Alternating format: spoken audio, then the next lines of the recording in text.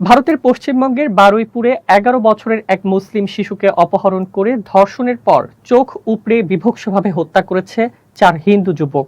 শিশুটি গত ৪ জুলাই বিকেলে বান্ধবীর জন্মদিনের উপহার কিনতে গিয়ে নিখোঁজ হয়ে যায়। তারপর তার পরিবারের সদস্যরা পুলিশের কাছে এ ব্যাপারে এফআইআর করতে গেলে তাদের থানা থেকে তাড়িয়ে দেওয়া হয়। পরে এলাকার লোকজন স্থানীয়দের সিসিটিভি ফুটেজে দেখতে পান প্রভাস মণ্ডল সহ ৪ হিন্দু যুবক মেয়েটিকে জোর করে একটি গাড়িতে তুলে নিয়ে যাচ্ছে। পরে ওই অভিযুক্তদের বিরুদ্ধে থানায় অপহরণ ও হত্যা মামলা দিতে গেলেও পুলিশ নেয়নি বলে ভিকটিমের পরিবারের অভিযোগ। অভিযুক্তদের ধরে এলাকাবাসী থানায় সোপর্দ করে আসলেও বিজেপি নেতারা ধর্ষকদের ছাড়িয়ে নিয়ে আসেন। এ ঘটনার পর অগ্নিগর্ভ হয়ে ওঠে কলকাতা। মুসলিম শিশুটির ধর্ষণ ও হত্যাকাণ্ডটি পশ্চিমবঙ্গে গণ আন্দোলনের রূপ নেয়। আর এ আন্দোলন দমাতে তড়িঘড়ি করে মঙ্গলবার রাতে মূল আসামিকে এনকাউন্টারে হত্যা করে শুভেন্দু অধিকারীর প্রশাসন। এই ইস্যুতে কলকাতায় আন্দোলন তুঙ্গে। তৃণমূল নেত্রী মমতা সহ বিভিন্ন দলের রাজনৈতিক নেতাকর্মী থেকে শুরু করে সব শ্রেণী পেশার মানুষ রাস্তায় নেমে আসে।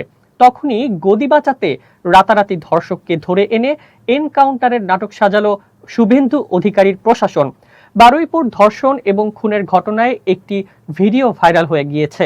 সেখানে দেখা গিয়েছে এক ব্যক্তি আঙুল দিয়ে দেখাচ্ছেন মৃতদেহটি কোথায় রয়েছে।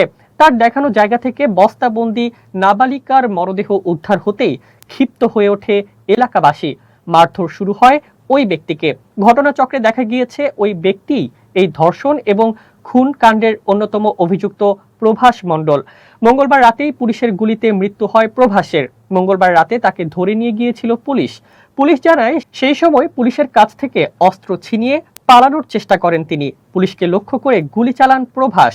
পুলিশের পাল্টা গুলিতে গুরুতর আহত হন। হাসপাতালে নিয়ে গেলে চিকিৎসকেরা মৃত বলে ঘোষণা করেন। বারুইপুর কাণ্ডে প্রথম গ্রেপ্তার হয়েছিলেন প্রভাসী।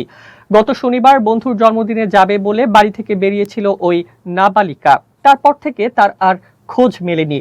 তার খোঁজ করার সময় এলাকার কয়েকটি সিসিটিভি ফুটেজ খতিয়ে দেখে পুলিশ। সেই সময় ওই নাবালিকাকে এক যুবকের সঙ্গে দেখতে পাওয়া যায়। নীল টি শার্ট এবং লাল টুপি পরা ওই যুবকের খোঁজ শুরু হয়।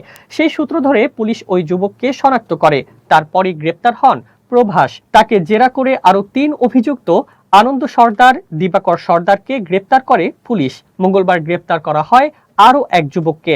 প্রভাসের মা সন্ধ্যা মণ্ডল বলেন, আমাদের কথা শুনতো না, নেশা করত। জানা গিয়েছে এই ঘটনায় বাকি অভিযুক্তরাও প্রভাসের নেশার সঙ্গী ছিলেন।